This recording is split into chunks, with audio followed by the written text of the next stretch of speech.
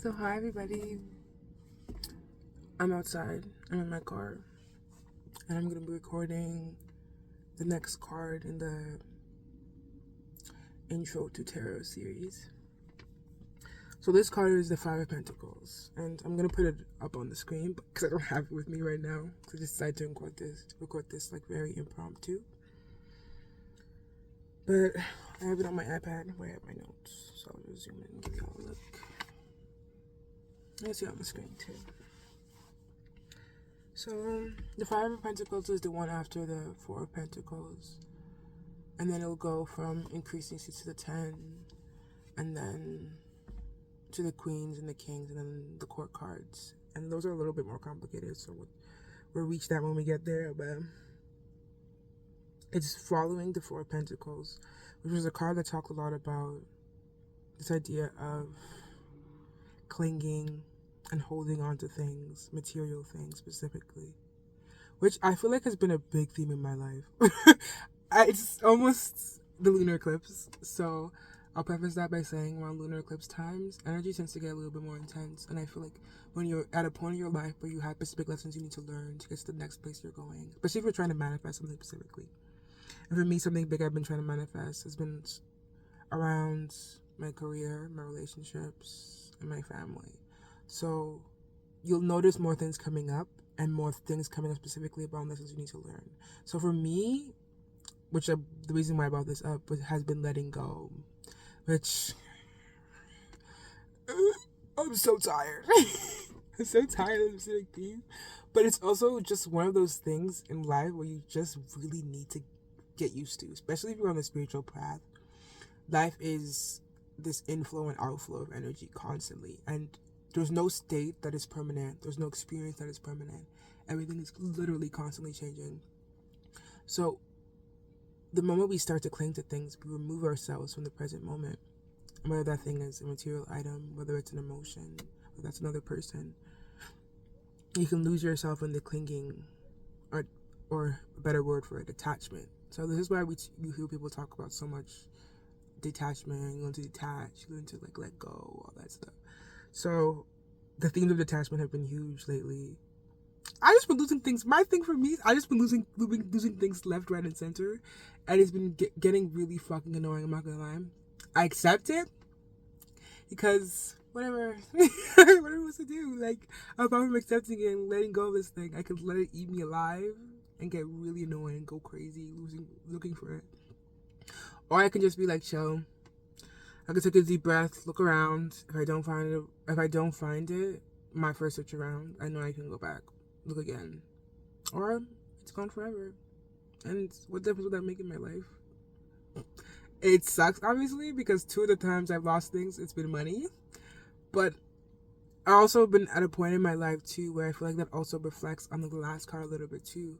Where I have been a little bit more anxious about money. I've been more scared, nervous, and I feel like I've been definitely clinging more. So I feel like it's important for me to really just be able to just recognize that it's temporary, and I've always been taken care of, literally, always. I've always had what I needed. Even in times of hardship, things just figure themselves out, and I'm able to really, really get what I need and do what I need to do, And the spaces that I'm in them. So nothing can stop that from ever happening. So I don't really need to be afraid. So I think it's just for me being able to not just say that with on camera and just say that as a thing that I need to know, but also live that and feel that when it comes to these small things. Because I don't know what could happen. Things should happen sometimes. It could be something bigger, So being able to be like, yo, I lost $25, maybe $30 of cash because I lost my coin purse, and feeling that hard, but also being able to just be like, the money's gone, more money will come, I'm okay. I think in the Four of Pentacles, you would have seen an energy of perhaps, I guess this is in the negative suit, where this is what the card represents, which is something that you need to move past. It would have been me constantly analyzing how I lost it, being anxious about it, lamenting over it, and absolutely clinging to this material thing, the physical thing. I lost my top, harassed all my siblings. It's gone. I don't know what the fuck it is. But I also just need to accept that because it's not, they didn't leave my house. They didn't walk up and grow legs. I will find it eventually. So I could choose to be miserable about it now, or accept that it's not here right now, and that I will find it again eventually, and it'll make its way back to me. I think it's really making peace with the fact that we don't really have as much control as we think we do, especially when it comes to things in our like physical world. My car could break down. Oh, shh, God forbid. Don't be saying that. Shit happens in life. I could lose my phone, whatever. All that shit happens, and you can recognize that you have zero control over it. So living in this constant fear, this clinging to whatever item or physical thing, it could be a person even, is not gonna help make sure that nothing bad ever happens, or nothing that you don't want to happen ever happens. So now I'm more focusing on the specific card that we're talking about, the Five Pentacles. I think it's important when we're talking about tarot to like connect the cards. So when you see a card, you're recognizing that it's a part of a suit, it's part of an entire experience. So when you see a specific card, you look at the card before and the card before after. So it's sometimes when you're reading for someone, you can find things you can pull from the cards before and after that will help you make sense of the themes. So in this card, there's a lot of imagery. There's a stained glass windows in the back. You see in the stained glass imagery, you can see the Five Pentacles. There's two characters in the suit, masculine and feminine appearing. And they both seem to appear to be disheveled, a little bit beaten down.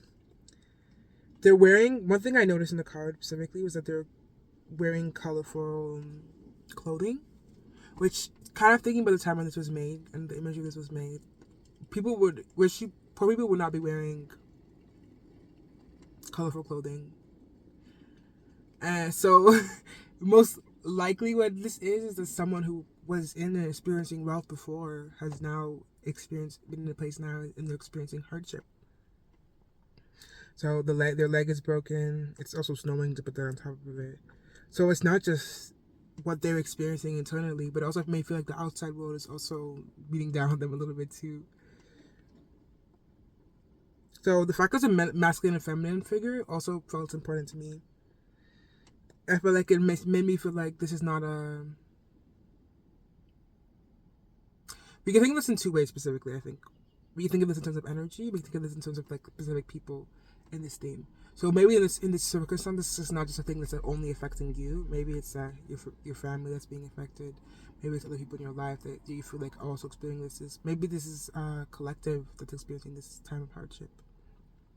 We could also look at it in terms of energy, with masculine and feminine energy. So I think it's very important to recognize that, especially if you're someone who's spiritual and you work with your own energy, that there's masculine and there's feminine energy. And it gets so much more complicated than that. I think it gets broken down further, and we can look at it from so many different lenses and perspectives. But to keep it simple, we can look at masculine and feminine energy and how we carry both of those energies.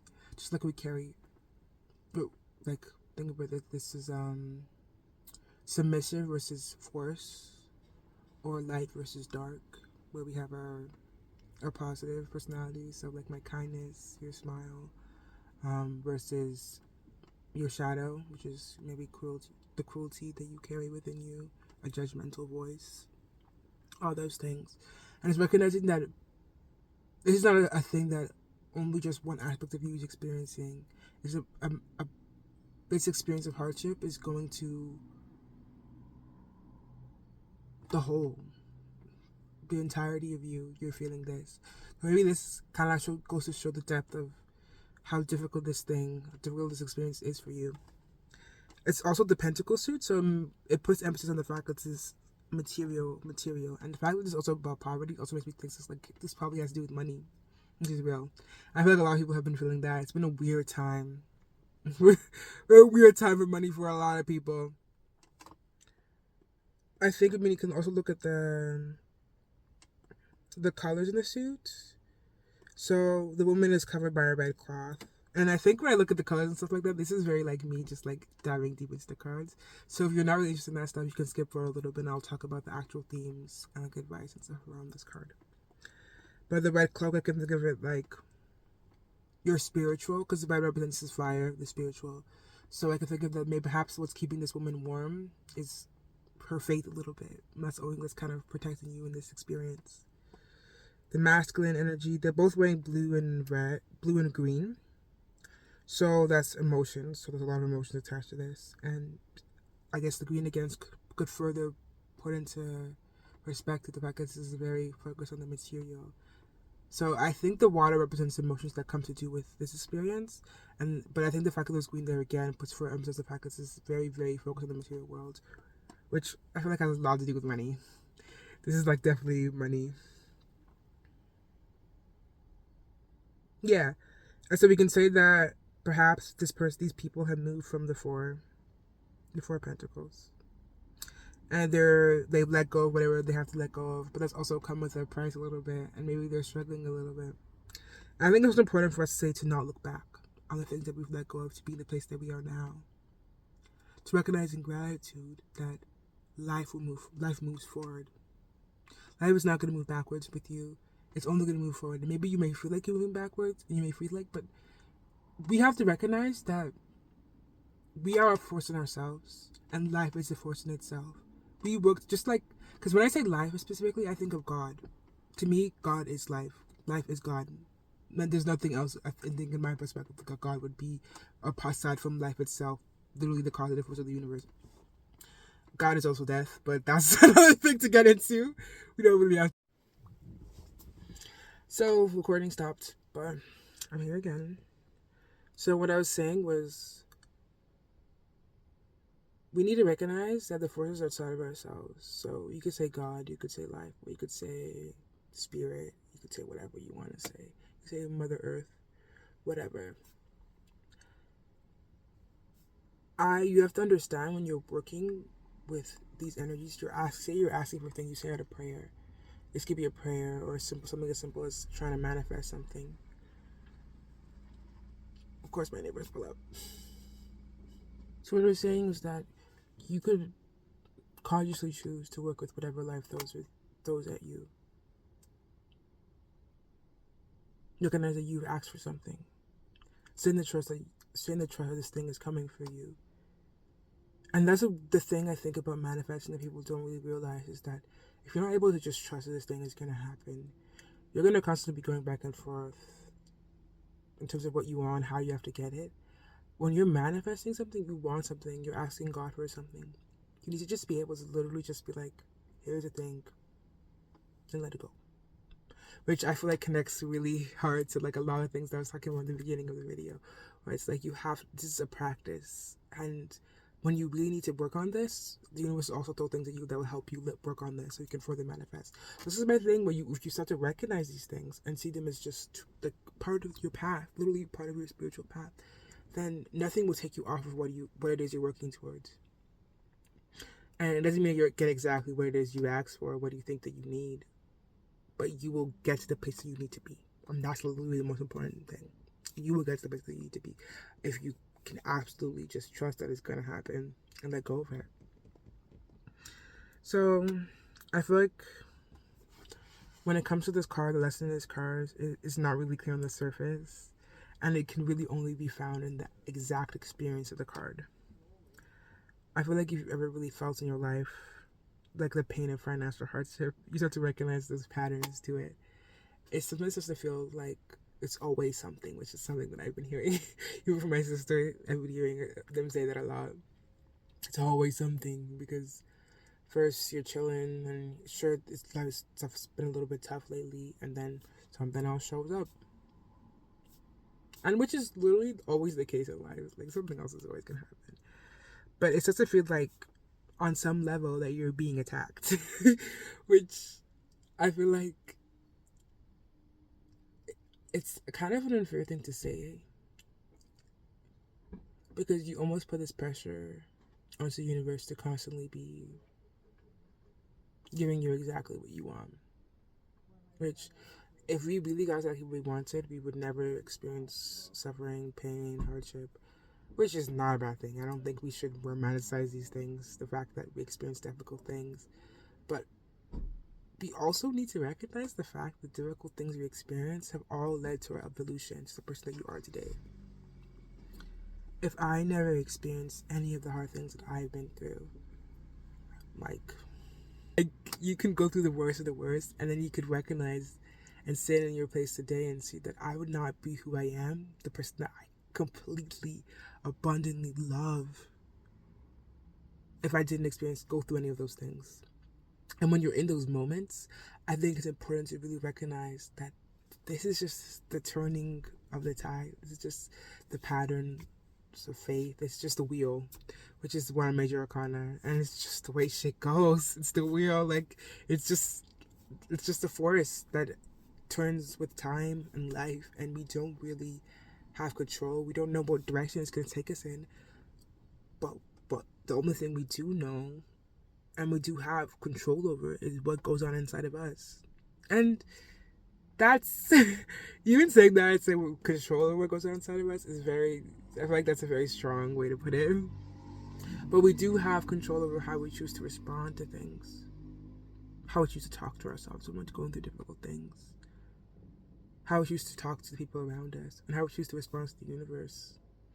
So if I say I'm dealing with something hard now, I could jump into negative thinking so fast. And these past few, I guess, 3 months, 2025, the beginning of 2025 now, has been crazy for me. It's been crazy. Suddenly, I'm 23-year-old by myself, running a household, taking care of my sisters, doing groceries, cleaning the house, literally running a household, bro. And it's not something that I was bitter about, or not something that I wasn't ever necessarily expecting to happen, because a part of me did expect this to happen at some point. I was raised in a single parent household, so I'm the oldest daughter, and it's always been that kind of relationship between my mom where I kind of always set up in the second parent role. So I knew if anything ever happened to her that I'd be raising my siblings. It wouldn't be a question. I'd be raising my siblings. What else would I do? And stuff got crazy financially this last year for us, towards the end of the year, and we were drowning a little bit. And I also feels like it's always something kind of feels like it comes up with that event, because first it was one thing, and it's one thing with the condo fees in our house, then there was another thing that came up, that's the winter tires, and then it was just one thing after another. But things really did just work out, because we're here now, and despite me being in a difficult place and still struggling a little bit sometimes, because it's easy to get overwhelmed. I'm still dealing with school and still being young, and I want to have a life at the end of the day, despite doing something that's crazy. But I could feel, and this is my thing where I think this is where meditation, and I know we hate it, we don't love it, especially we hate it, especially when you first start, it becomes so important, because we need to expand our awareness. I was able to literally see the increase in negative thinking. I was able to say, whoa, and take a step back. Why are we talking to ourselves this way? Genuinely, why am I talking to myself like that? And that's a crazy thing to say, because it takes a lot to be able to step outside of your thinking. Because this is literally this is like the entire point of meditation, is to be able to remove yourself from the patterns and the thought and the insistent chatter of the mind, and be able to watch it and look at it and observe it. This is why I talk about observation, expanding your awareness, detachment, when you detach yourself from your mind, detach yourself from your ego. So in being able to work with that, I was literally able to see, why am I talking to myself like this? I think it just goes to say, in terms of response, is that we can choose to support ourselves. We choose to be kind to ourselves. We choose to love ourselves, in spite of a difficult thing that we're experiencing. Be our own fan, be our supporter, show ourselves the love that we need to get through this. Or we could fight. We could fight ourselves, we could fight the experience, we could fight the world, we could fight God, we could fight life, we could do whatever, we could crash out. And sometimes you do need to crash out, because some things are crash out worthy. No one blame me if I crash out right now, because it's kind of reasonable. I never blame anyone for crashing out, because sometimes you need to crash out. There's a reason that, with going back to the major arcana again, the reason that the Tower is a card So my shit needs to fall to shit, like the absolute shit. You need to jump the tower, dip, and then start fresh. Because maybe that's what you need to deal with at that point. But I think we need to recognize the ways in which we show up for ourselves and the ways we don't show up for ourselves. I think that helped me a lot more than looking outside of myself and to see who was supporting me and who wasn't supporting me. Because I did find support in so many ways. I think I have good friends. I have my sisters who always try. My mom is understanding. So when it comes to this idea of it feels like there's always something, you feel like you're being attacked, it's such an easy pattern to fall into. I think we need to recognize on the spiritual path that these, and this also comes with the thing of like taking a step back and being able to observe, and these are just moments, just experiences. And like we were talking about with the wheel, they will pass. They will come and they will go. This is life. It's something that we've all had to pay mercy to. Our ancestors have had to pay mercy to. We don't have control over it.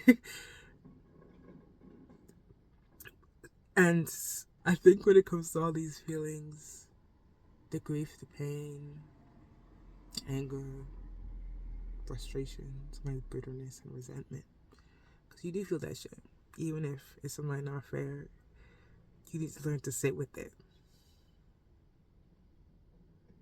So when I say stuff like meditation, I'm not just talking about typical seated meditation, because yeah, that is practice, but meditation is meant to be your life. Everybody in the East, I think we see all these yoga practices, the meditation practices, and we think they're not meant to be just done. They're meant to be lived. So when you sit and you meditate, the goal is to stay in meditation as you move through your day-to-day life. And that isn't in the sense of, oh, my mind is going to be perfectly silent. Because some people do experience that, I would say, but that's not going to be the majority of our experiences. But to really take a step back, recognize when you're not being present, recognize when you're lost in your thoughts right now and you're feeding something that you may not want to be feeding. And honestly, just sit with whatever you're experiencing. Allow it to be. And bring your awareness to it. It means to sit with not knowing if you'll have enough for rent, or enough for food, or to cover this random expense that came up that you literally had no control over it. I just honestly just trust. Because that's literally all we can do sometimes. That's literally all we can do. Trust. Have a little faith. And pray sometimes. You can pray. And trust is the key word, especially for this card. Because you will move through this. Because that's literally how life is. The wheel, I'll say this over and over again, the wheel is always turning. So it may be at this moment where you're at, and what may be called of you to accept that and sit with that in this moment. But it won't be forever, because nothing is forever. So what can you find in this moment, this difficult experience? Can you find God in this experience? Which I think is the most powerful question, because one thing for me, which I think when I was living with a bunch of Christians and I was like exploring my spirituality for the first time, I think I could sound a little bit heretical. That's the word. Because I didn't just want to sit down and pray. I didn't want to just go to church and like read the Bible. And go just like again, this is the time my recording has ended. I will. So you see? This is my thing again where I'm like, I'm just gonna be chill. It's alright. The radio's recording. What was I saying? This is my thing where I was saying I never wanted to just be someone that saw God as something outside of myself. Saw something as God as something in the sky, some dude that sits in the sky, orchestrating things or giving us gifts when we were kind. If I did something wrong, I was of the understanding that if God existed in the way that I saw it, or I felt it, which is the better thing to say. You would never judge me because you knew everything. What else would happen? I think in our lack of experience, in our experience of human love, we try to equate that to God's love, which is so ridiculous to me. So ridiculous to me. We cannot comprehend. Like, we cannot comprehend. And if you've ever had moments, experiences with practicing yoga, or even outside of yoga, people have had these experiences where it's like boundaries are kind of broken in terms of your ability to recognize energy and feel things. I'll get into that stuff later, but you really do feel the sheer amount of love for literally everything. Because in my experience, God is everything. So I don't want to just think of this man in the sky that will be nice to me if I'm nice. I want to live, breathe, and feel God in everything that I do, everything that I am, in my just sitting here. I want to feel God in this car. I want to feel God in the sun, the sky, and my family members, and my siblings, my friends, the people who hurt me. And to be able to truly love. Because that's, once again, I think I will say, is a part of the spiritual path to return. Because then I think this also goes into yoga philosophy and tantra and all that. But it's this idea of the fact that God is like a light. It's like everything that we are was created from God. Because what else would God create the universe from if God was the only thing that was here first? So we are parts of God, but through the I guess projection of God's essence and life or experience or beingness is the best way to put it, you forget to be a human, to fully be a human, for God to embody a human and to take form as a human. You'd have to forget that you were God, because then you wouldn't be a human, you would just be God. So that's also a sense of a love, to be able to just fully let go of yourself, in a sense, in order to let something else come into being, into existence. And I feel like this is one of the things where you can see people kind of equate God's love with parental love. But that also feels like the same for me, where it's like your parents probably sacrificed so much. Probably their identity as well, in a sense, to allow you to come into being. So, I was saying that basically, if you can find God in an experience, then maybe you can make peace with that. Maybe you can find more joy in the things that you experience. Maybe you can find, sometimes you can find joy and peace and love in your hardship because you truly, absolutely trust that, and you know that God is there. Because where else would God be? And it may feel unfair, and you may still be able to also recognize the fact that you're going to feel all these feelings about it, despite the fact that you know and you trust that this will pass. And I think when you really start to look at things and once again take a step back and look at things, you recognize that things have always worked out. No matter how low you've been, you're here watching this video. So things have worked out for you to be here. And that's something that's so big to try and comprehend, you know? But it just becomes a thing of just trusting. And I think that's where it becomes its affirmation for this video. The things are always working out for me. Even if I don't feel like it. Even if I can't see that right now through my own human eyes. I know in my heart, because I am here, the things are always working out. But yeah, I think that's it for the video now. It definitely has been a length of time since the last video. I think it was like 2 months, but not too bad, honestly. I was surprised by how far I'm going.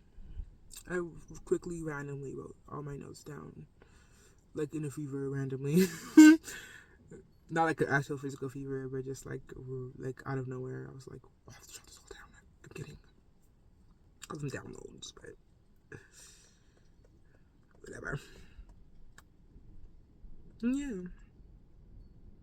I'll probably post like yap session, because I've been wanting to like do like spiritual yap sessions where I like maybe I smoke a bit, I put a timer, I really take the time to allow shit to just like flow out, which also has been important for me to be able to like practice my speaking about these things and to allow myself to like get more comfortable with talking about these topics, because this is what I want to do with my life, you know. So the more practice, the better. But yeah, I wish you all the best. I hope you have a wonderful day and took what you needed from this video. Peace.